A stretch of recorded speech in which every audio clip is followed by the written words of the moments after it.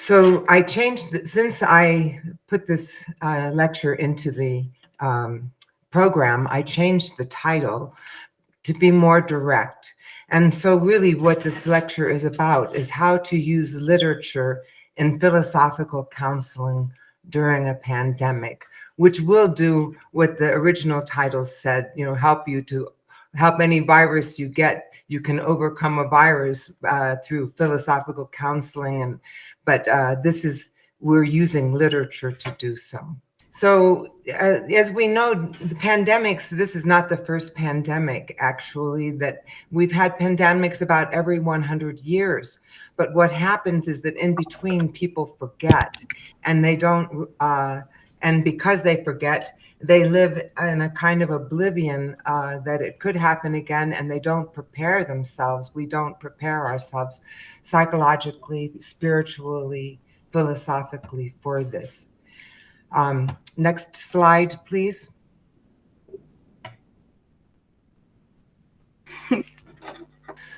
So this is a joke. It was in New Yorker magazine recently.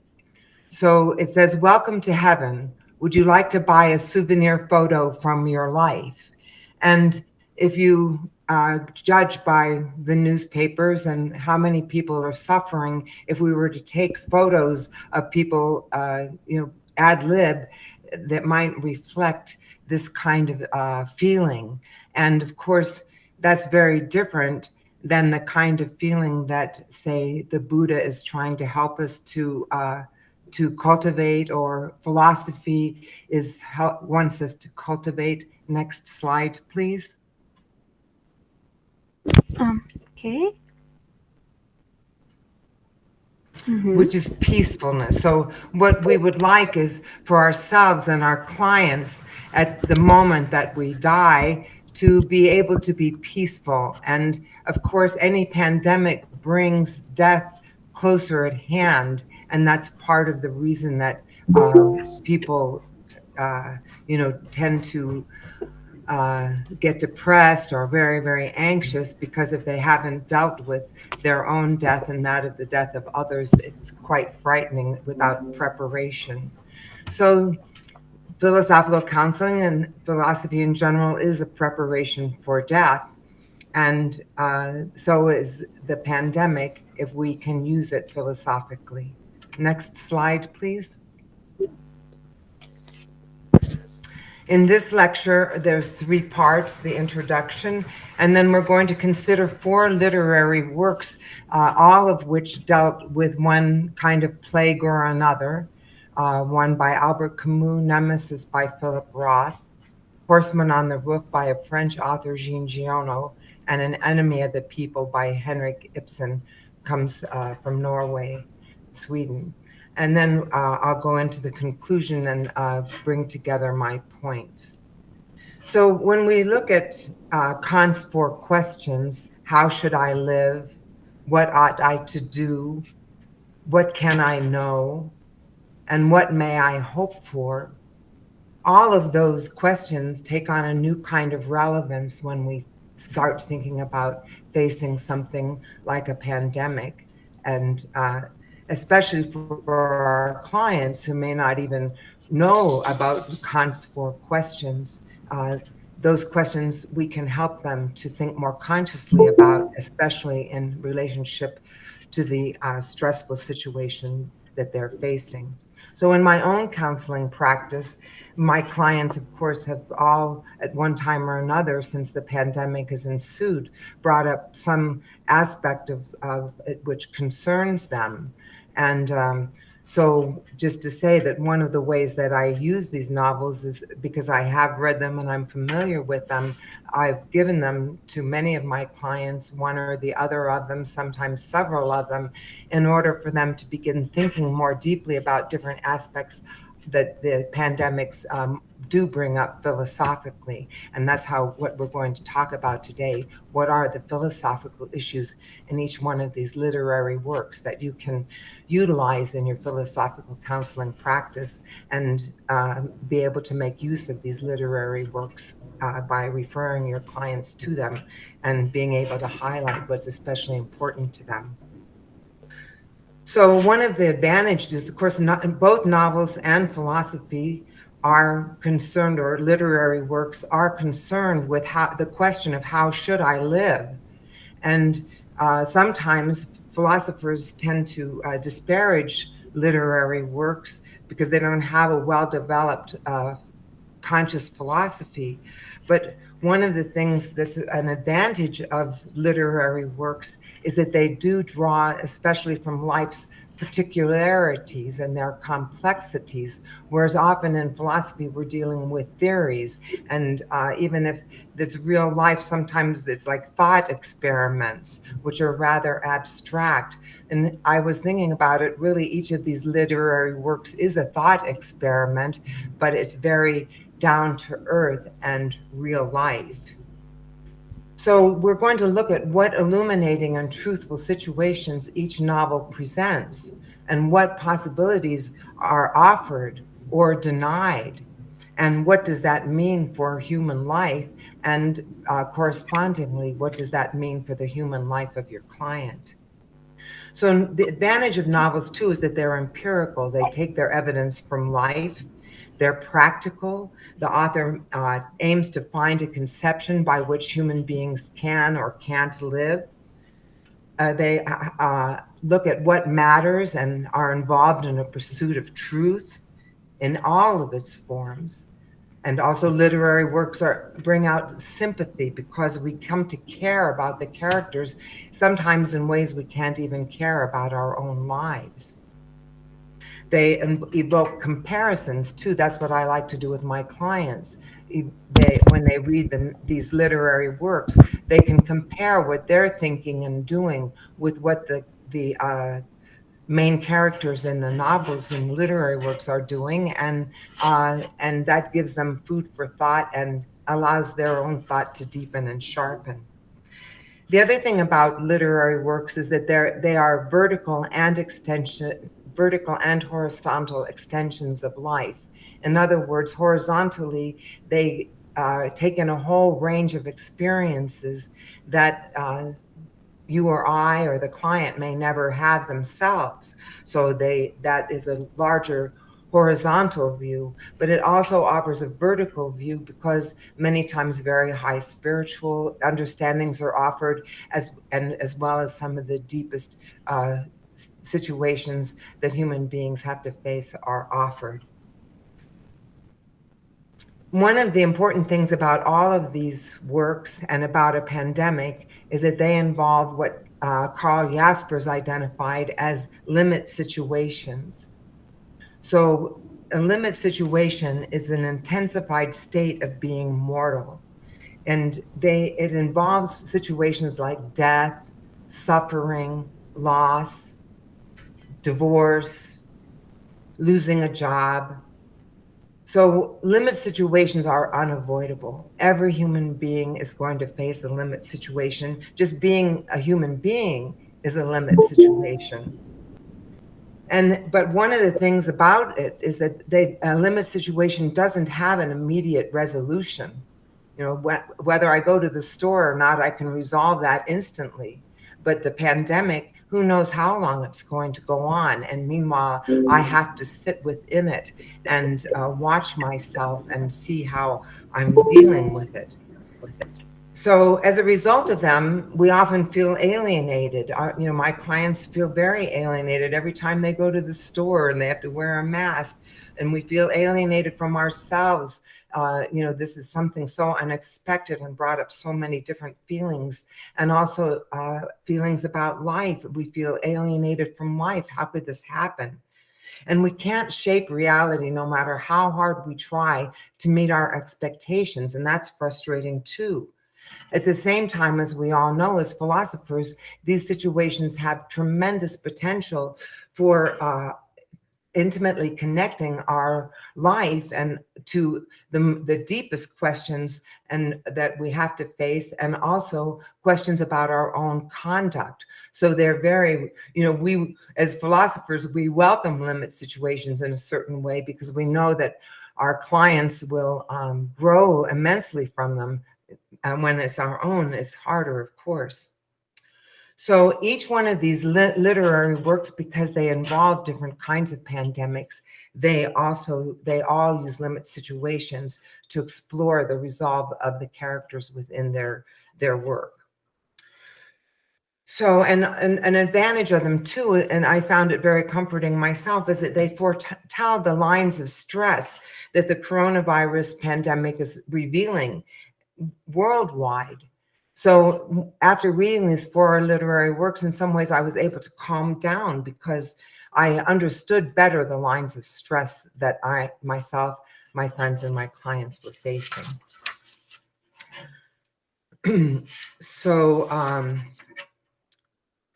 yeah, so through studying these works, we can transcend the immediacy of the moment and we can address the moral questions at hand, which is what we're going to do with each of these literary works now.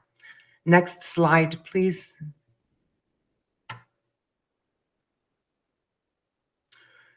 The first work we're going to talk about is The Plague by Albert Camus. Now, of course, Albert Camus has been identified as an existentialist, which sometimes he himself denied, in part because he was not an atheist in the end, and he separated himself from the despairing attitude that many existentialists assumed. He had a much more positive attitude towards life than, say, Sartre. So in this novel, The Plague, he deals with existential themes like the absurdity of life, the inevitability of death, and also an individual's commitment to moral freedom and to responsibility. And he really, like all the authors, he uses the plague to represent any kind of disaster we face, any kind of suffering or terror, to illuminate how negative situations can be overcome. And of course, when he wrote this novel, it takes place in 1944. He was also facing World War II, and some people think of the plague as also representative of the brown, uniforms of the Nazis, how that kind of plague was taking over. Next slide, please.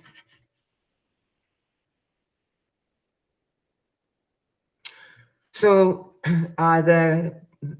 the plot takes place in a small town near the port in Oran in Algiers. That's where Camus grew up. And you can see that it's, I love the way that Camus put it. He said it was a city that the only thing that people did was make a living. That's all their life had reduced them to that in that town. So what happens is that, the main character, who's a doctor, he starts seeing dead rats, and then people start dying, and he knows what's happening, and he starts to alert the different politicians, the mayor of the town, whatever, and to tell them they need to get prepared. And of course, just like today, the politicians don't want to hear the word plague. And so then, the novel really deals with a lot of different characters and how they face the plague and how they conduct themselves, what their character becomes or reveals during the plague. And I think that's one of the really interesting things, because it gives yourself and your clients a chance to compare and contrast themselves between some of the different townspeople. So, for example, there's the priest who regards the plague as a scourge of God, and then later on as a test of Christians' acceptance of the life's terrible sufferings. So if your client has a religious orientation, perhaps they've never had to face these kinds of questions so directly as a pandemic might reveal. And in this novel, the priest represents that. There's a journalist, Rimbaud. He's stuck in a city. He just happened to be there, and now he can't get out. So his big dilemma is he's away from the woman he loves, and he tries many different kinds of illegal and illicit ways to get out of town, so that becomes a struggle for him. And we get to see also what happens with his own internal feelings. Taru is the rebel, and I think he was my favorite character because I think probably all of us being philosophers, we all have that rebel part of ourselves, and often we aren't instructed as to know how to deal with that. What do we do with the rebellious part? Do we demonstrate? Do we just turn into an angry person? How do we sublimate? So Taru gives us an example of a person who was a rebel all of his life, and he's able to bring that part of himself out and actually to correct injustices finally before he dies of the plague. Then there's another person I like, Cotard. He's actually a shady character, and he uses the whole time to construct a black market for himself and to avoid justice, because justice is involved in so many other things. So he spends a lot of his time doing that. And then there's the hero, Dr. Ryu, one of the heroes, and he represents a person who does his duty, and he is socially responsible, and that he connects himself, with other people and brings other people together. So you can see there's a number of different characters that represent these different positions. So Camus' main idea really is that it's up to us not to join forces with the pestilence, whatever it is, be it a totalitarian government, or wrecking the environment, or treating other people like objects, whatever it could even be like a bacillus-like ideology. Whatever the pestilence is, he encourages us to fight against it and to take the victim's side, as we're trying to do now. We see with Black Lives Matter, and we see that with poor people, they're affected so much more drastically than those who are more fortunate. And so he encourages us to take the victim's side. And like all great spiritual teachings and religions, this is how we achieve peace in ourselves and in the world. So that's the main points in the plague. Next slide, please.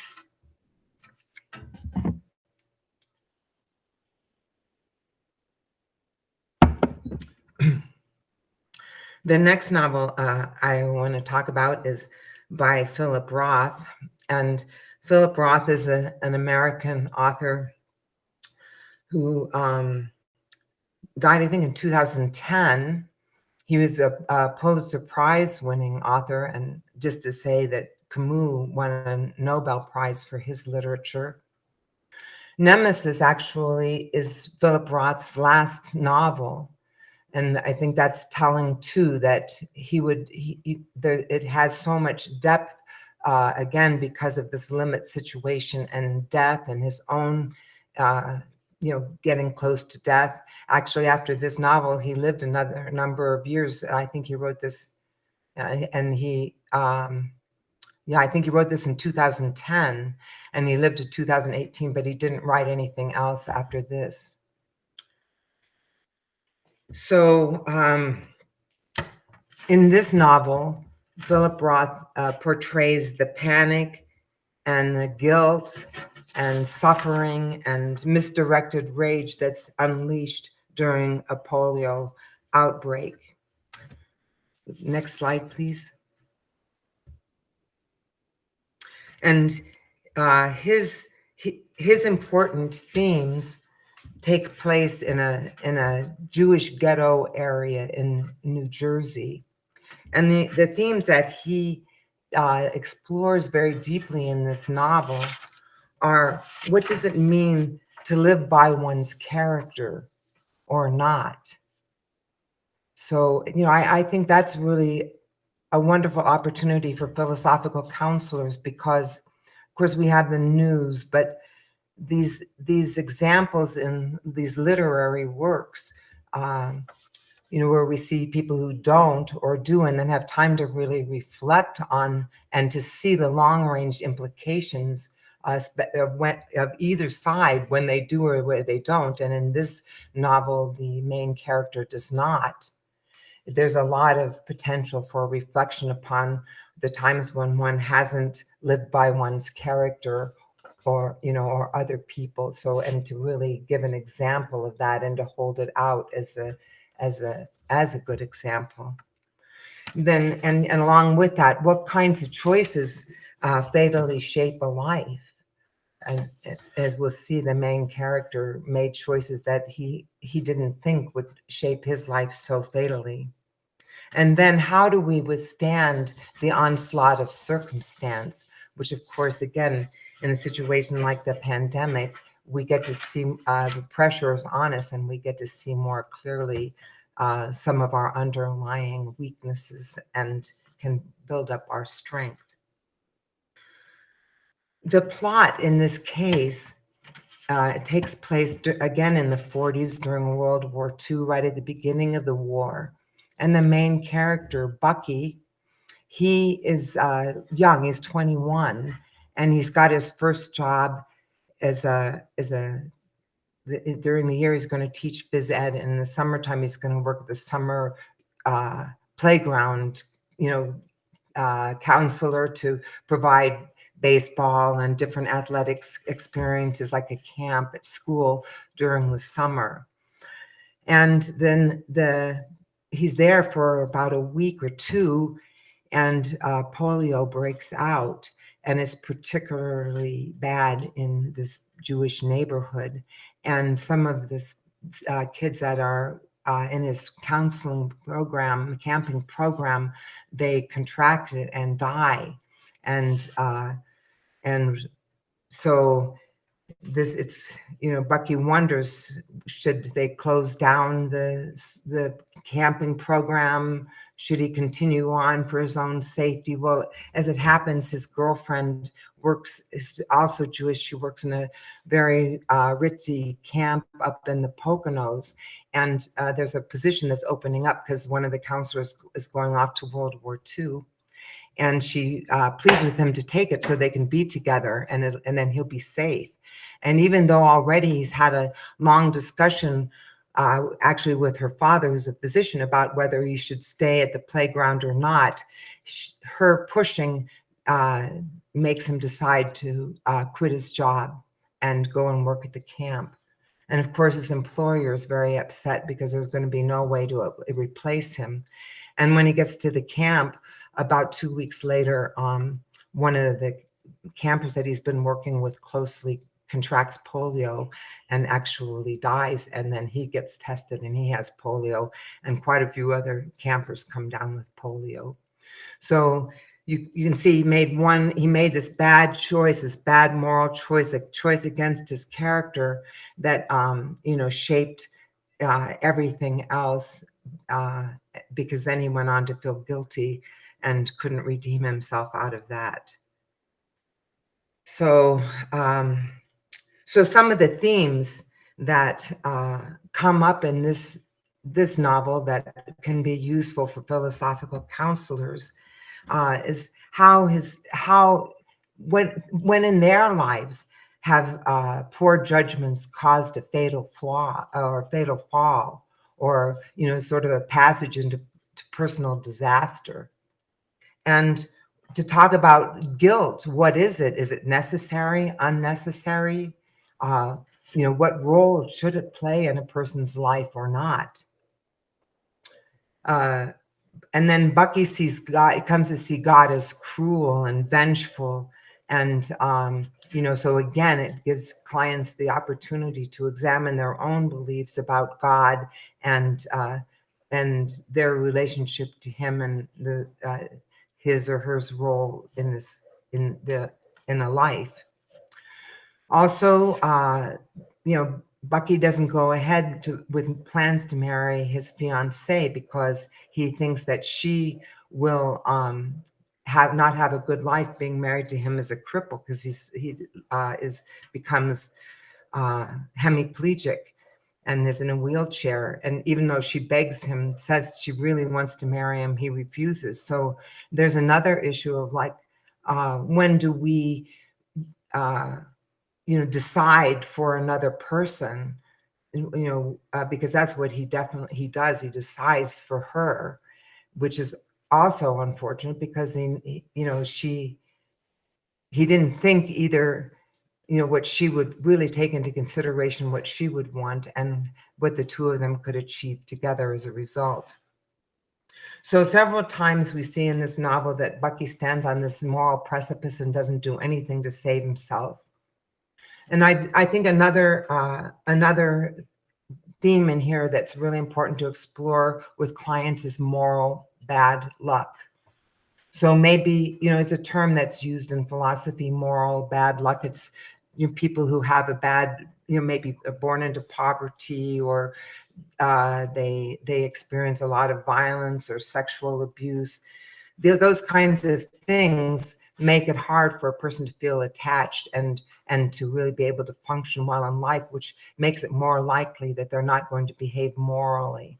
And I think if your client has been a subject of moral bad luck, it's a very good novel to see how moral bad luck does influence somebody, because Bucky went downhill because first of all, he didn't have a philosophical counselor, but he didn't have the structure inside of himself to do any better than what he did. So again, with guilt, perhaps themes that your clients might, or questions that they might have that would come up would be like, why do I continue to live while others around me are dying? And I know for myself, I ask, why do I get to live here comfortably while others are suffering spiritually and financially? And what, if anything, should I do about this situation? That's another moral question. And other themes that philosophical themes that come up in this novel are unexamined beliefs in God, humankind's failure to accept the reality of illness and death. So again, we try, most of us, not to think about death, even though philosophy encourages us to, so we're prepared. But most people do not, and every one of these novels, these literary works, addresses that in one way or another. And are we prepared to accept the reality of death? And like Job, would a benevolent God allow this kind of suffering? Why doesn't God answer prayers and stop all of this? We're God's people. Why doesn't he help us? Why did God create COVID-19 in the first place? What was he trying to prove? So these are kinds of spiritual questions that clients of mine have brought up as a result of their questioning of their spiritual lives during these times when it's been pushed. The last one is weakness of will. So, it also, Bucky, he knowingly acts against his own self-interest, and we all do the same. And so it gives a client a chance to reflect on those times. And also to think about, well, like Bucky, we're rational agents, but our decisions dictated by more primitive forces, on behalf of whom, our reason just provides rationalizations. What is reason? So that's another question that can be examined, because it is another basic acrasia, weakness of will, that we all experience, and it gives us an opportunity to talk about it with our clients. Next slide, please.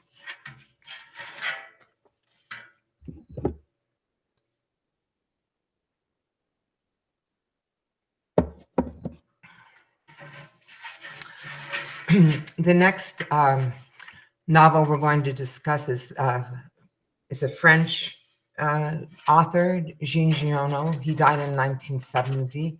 He was not only an author, but he was also a film director.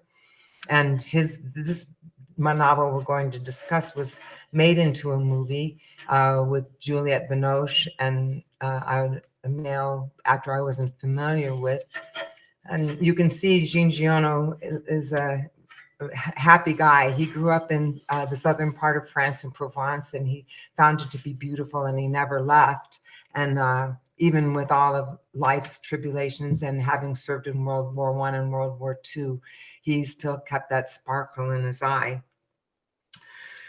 So in this novel, like the other ones we've discussed so far, he gets to look into the nature of happiness and how one should live. And the general answer in this novel is takes place in different episodes in which the main character becomes involved. And the basic message before we get into the plot is that one should live in accordance with all the good forms of human functioning that make a complete human life possible. That's how that, so you can see that the novel has gives a profound example of that philosophy in the main character, Angelo. Okay, next slide, please.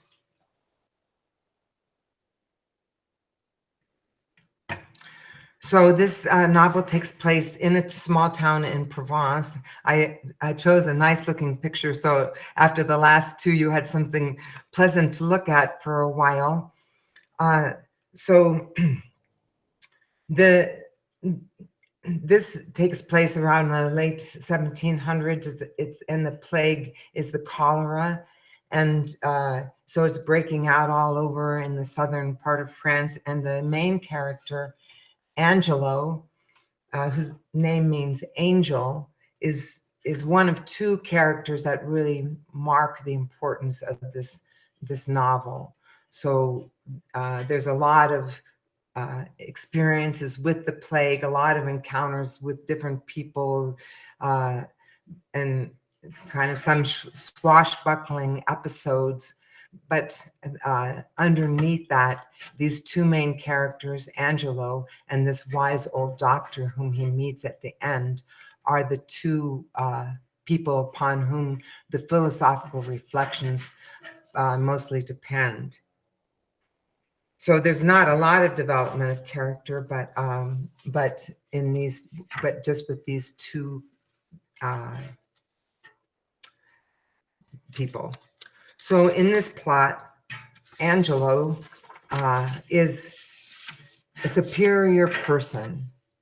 So this was really one of the reasons you'll love reading this novel, is to really reflect upon Angelo, because when we think of a person with good character inside and out, it's very hard to really think about how they really also, not only how they behave, but kind of how they think about how they behave. And Angelo, I think when we look at his moral convictions, he knows, his higher being knows that his strong moral convictions make him superior to everyone around him. At the same time, he exhibits complete sincerity, selflessness, and idealism. He constantly makes good choices, and he has an innate sense of justice. He believes in the primacy of individual conscience. He doesn't fight without a cause. He meets challenge after challenge successfully. Not only that, but he has cheerful self-confidence, a willingness to risk his life.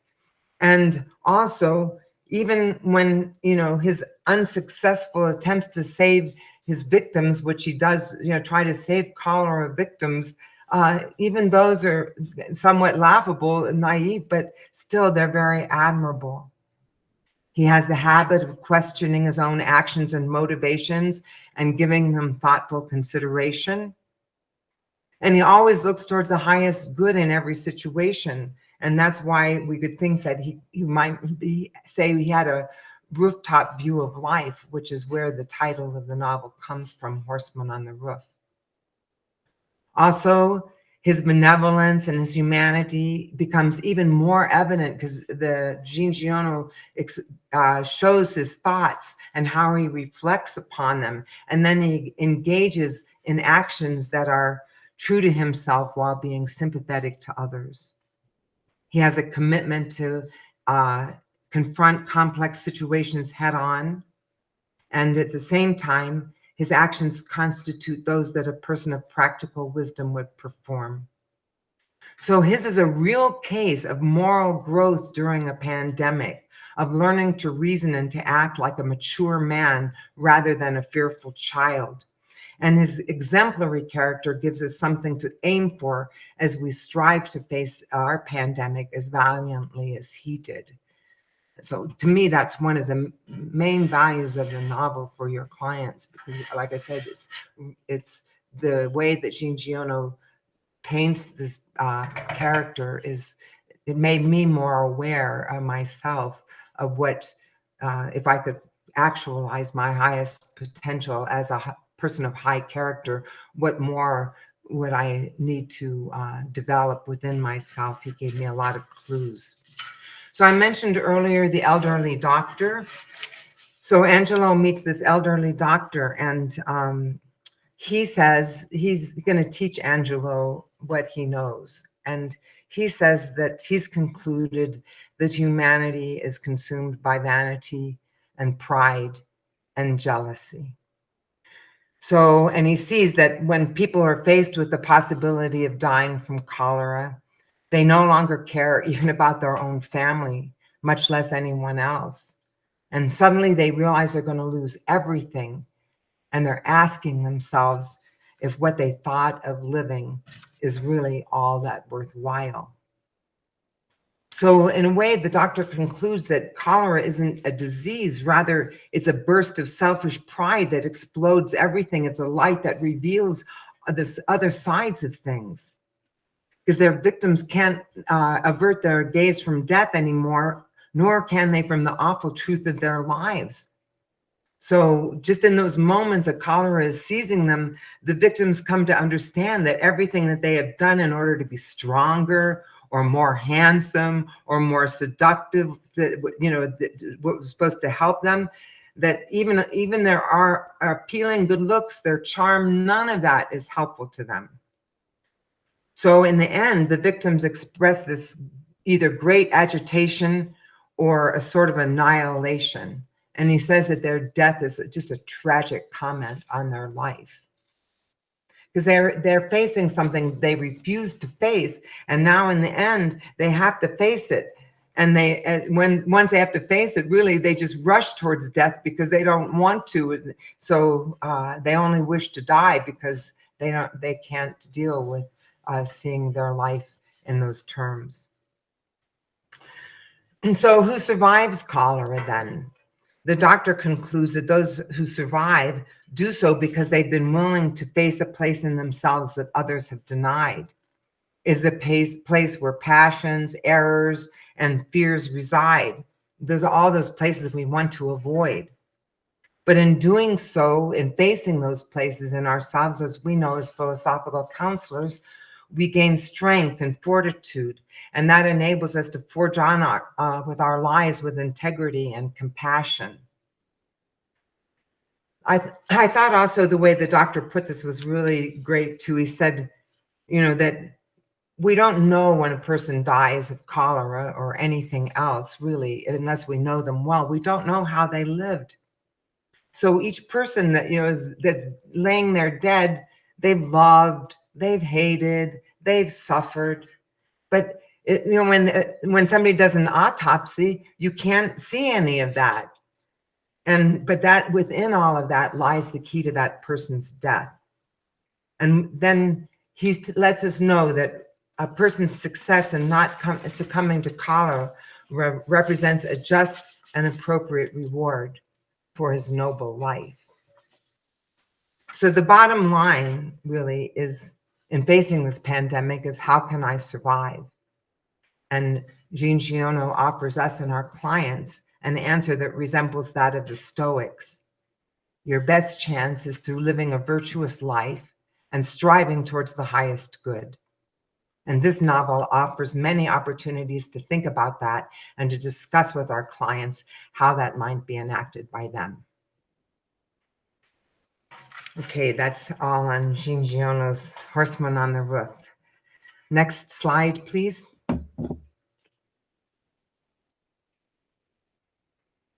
So the last literary work I want to discuss today, and this is different than the other three in that it's actually a dramatic work. It's performed as a play. Henrik Ibsen lived between 1828 and 1906, and he's considered the father of realistic theater, what's called realistic theater. So maybe you've heard of like the fourth wall. He broke down the fourth wall, and instead of presenting, romantic fantasies that you often see in operas like La Boheme, no, another novel that he wrote that people are familiar with is what is it? The Doll's House, about this poor woman who's trapped, like many women have been and still are, in a very totalitarian marriage. So he wasn't he was a very controversial playwright in his time, and he continues to be so today. So let's see, next slide, please.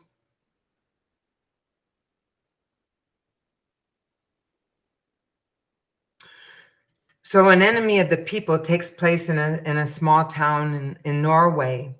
And in this case, the pandemic is a typhoid outbreak. And it has a lot of themes that are very relevant to today's time: pollution and health hazards due to greed and the environmental degradation that ensues. So, I mean, here we are, right? And this was 130 years, 120 years ago. So its message today is as relevant as it was at that time. So the plot of this story revolves around a character, Dr. Thomas Stockman. And so in this town, what it is, it's a town you can see, it's like a resort town where people would come in those days for the cure, right? They would, and these bathhouses, these resort areas, each one had a doctor, so that the person who came for the cure was under the supervision of a physician.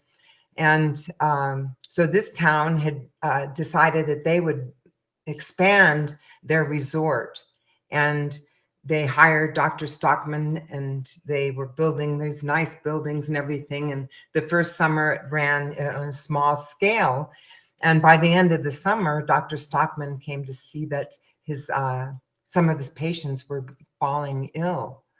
So he thought maybe it was the water. And so he sent a water sample to one of the universities. And when it came back, lo and behold, there was typhus in the water.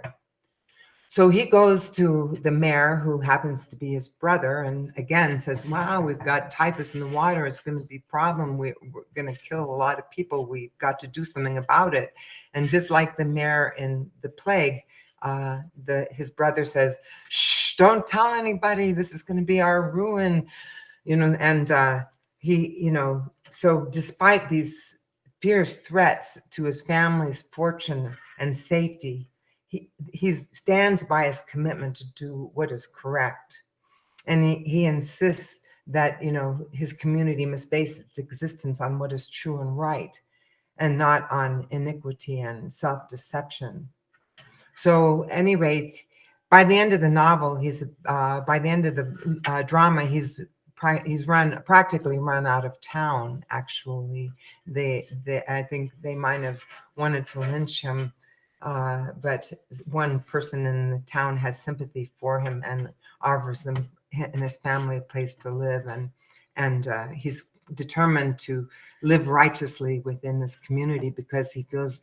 The last line is really great. I can't quote it directly, but he says something like, I've just begun to live now, because he had pulled himself together so justly for what was right, And, he had that opportunity, and it consolidated himself within himself in a way he'd never experienced himself before. So this drama gives us a chance to experience someone who goes through an intense, like Dr. Fauci, right?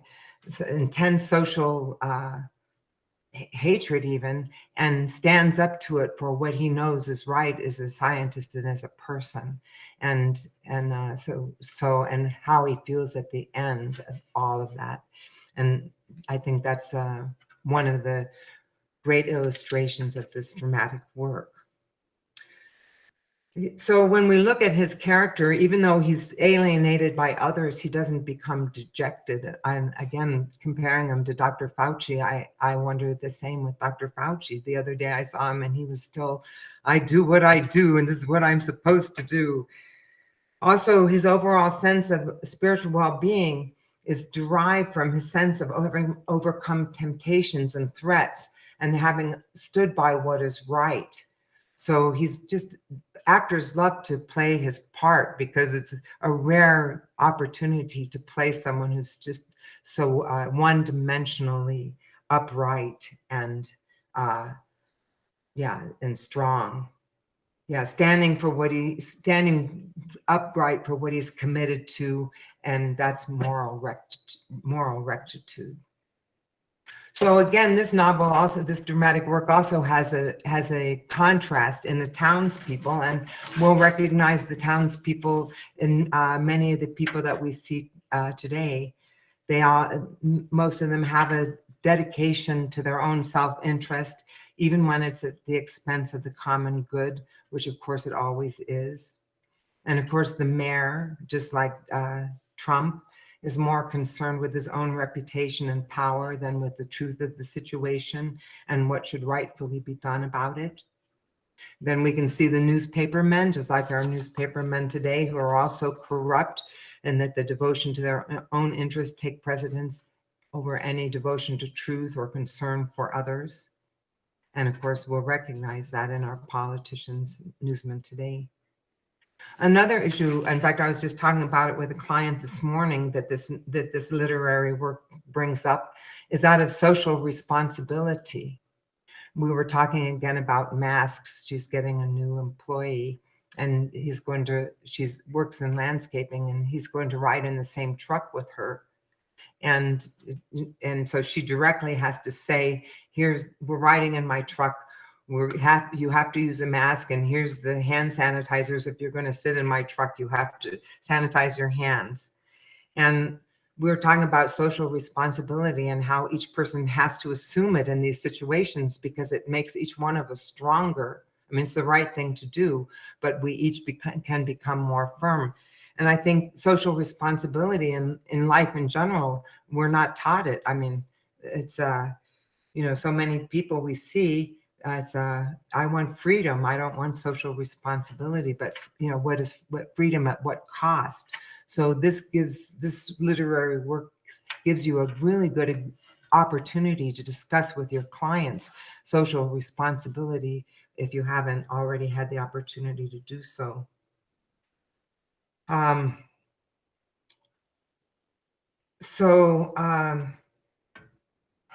Yeah, and then also I think another important point here is that authoritarianism doesn't always come from political leadership.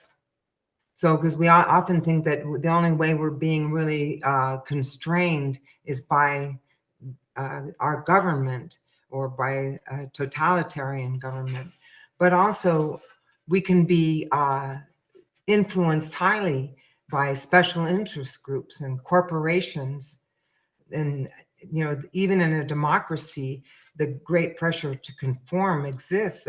Even marketing, the pressure to buy, to achieve a certain economic status, that we're pressured by all of these things outside of ourselves that we also need to be aware of. And all we have to do in today's time is think about Tesla, how they really pushed their workers. They fired them if they didn't feel comfortable coming back when they told them that they should. So that's a kind of pressure that is not political, but it exists where a person has to face that against doing what they feel is right for themselves. So then, yeah. So one more thing is that the issue that of the issues that comes up in this literary work is the idea of science, because in this literary work, the people deny Dr. Stockman's findings and don't want to believe science, just like today. And so it's pretty widely discussed, but still it does make for an interesting topic about the role of science and what we think a scientific effort is or isn't. And I know it has made me think a lot more about the value of scientific thinking. So to conclude in my last 7 minutes, oh, wait, I guess I have one more thing to say about Ibsen, that, yeah, the economy. So this is, oh yeah, I don't want to forget this point, that in this novel, it's again, it shows that, you know, there are situations where there is no good solution.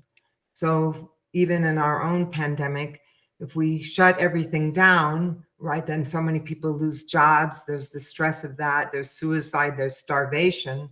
But if we leave things open, then more people die.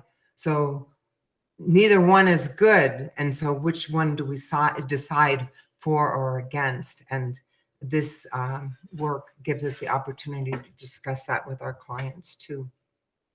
So in concluding, you know, we all know that there's been a lot of pandemics that have erupted even since the beginning of this century. There's been SARS, Ebola, the avian flu, now the coronavirus. So we're really feeling our vulnerability as human beings, along with things like population growth, climate change, rapid means of transportation, the proliferation of megacities with inadequate urban infrastructures, warfare, persistent poverty, widening social inequalities that maintain the risk, all of these things.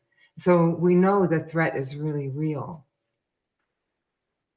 The perennially most important question, how am I to live then, becomes ever more important to focus on as the characteristic fears and anxieties to which human beings are prone mount in these unprecedented yet not unfamiliar times. So clients wonder, beyond psychotropic drugs or recreational drugs, what are my defenses against such disease? Am I prepared to confront these challenges that everybody's facing? What habits and attitudes should I adopt or strengthen and that would help me to get through these times and to promote the good in myself and in the world around me? So these are the questions that literary works can help answer. And when I thought about like why are literary works helpful in and of themselves, and I began to think about the concept of mirroring that comes from psychology, that in order to know ourselves correctly and know who we are, we need to be mirrored accurately, first by our parents. But this is a lifelong need to be mirrored accurately. The Buddhists have a meditation, I am this, I am this, I am not this, I am not that, that helps us to look at the world as how it reflects and mirrors our own selves and our own realities.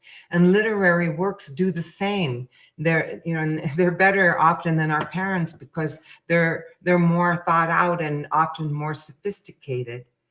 So these corresponding realities that literary works offer, they can provide forthright and illuminating examples of reality, which clients can compare to their own and to the reality of others. And under these understandings can aid them in knowing which truths they consciously want to give assent to and which ones they don't. So in these times, we know that, these questions, they're no luxuries that should be just confined to the ivory tower. And as these literary works show, it's a critical necessity for all of us who wish to survive and to flourish. So even though we all know that pandemics have a tendency to recur, we do find it hard to believe when they come crashing down on our heads, like the one that has crashed down upon us now. So I think as philosophical counselors, last slide, please. We're really lucky to have two tools, philosophy and also great literature, which can help us, our clients, to believe and to accept what's happening, but also they can help them find their own way to good solutions within the realities that they face. So even though everything that we are facing currently is so difficult, we are fortunate to have both of these beacons of light which glow brightly, even in the darkness of human suffering. Thank you. Shanti, I have a question. You mentioned at the end mirroring. Could you expand on this? I didn't quite understand the full extent of that important word at the end of your presentation. Thank you. Thank you, Jorn. So mirroring, as I said, it comes from self-psychology, and self-psychologists have always, their main interest is in how do we form a self. And of course, we start forming a self as soon as we're born, maybe in some ways before, but at least as soon as we're born. So how does that happen? And what do parents, what enables a child to develop a sense of self?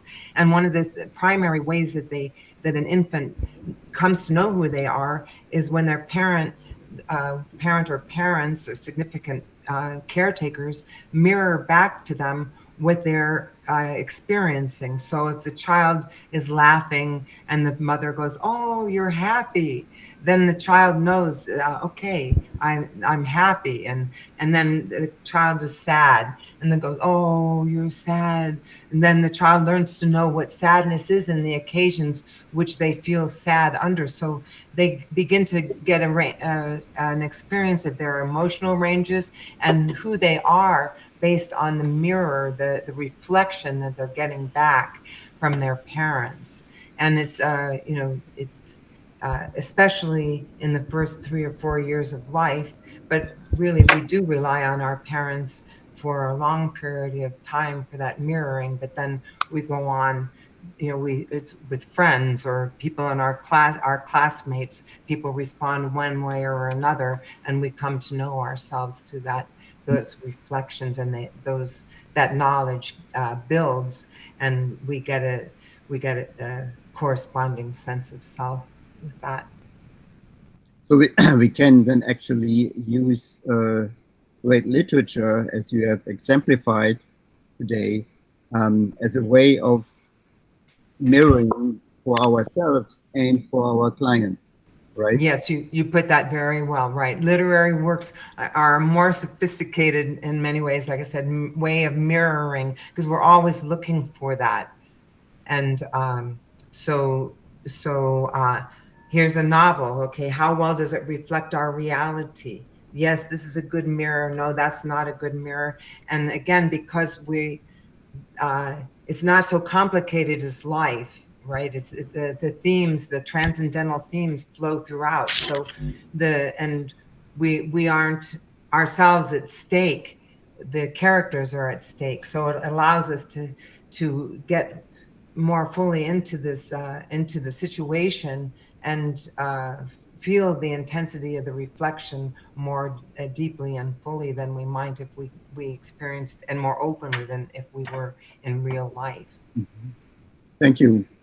Thank you, Jorn. Thank you very much. I'm so pleased that so many people attended. I hope it was useful to you. This article has been just published in the Journal of Philosophical Practice of the American Philosophical Practitioners Association. So, and I also downloaded it onto academia.edu. So if you would like to,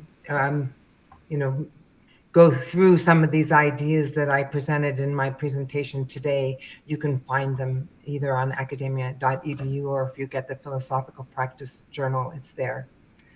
Thank you so much, Sophia, for your technical support, and I appreciate it. And thanks, everyone. It was good to see your faces, and sorry I can't see you in person, but it was really great. And I hope this was useful to you and will be useful to your clients. Bye-bye. Thank you, Shanti. Okay. Thank you. Bye. Bye.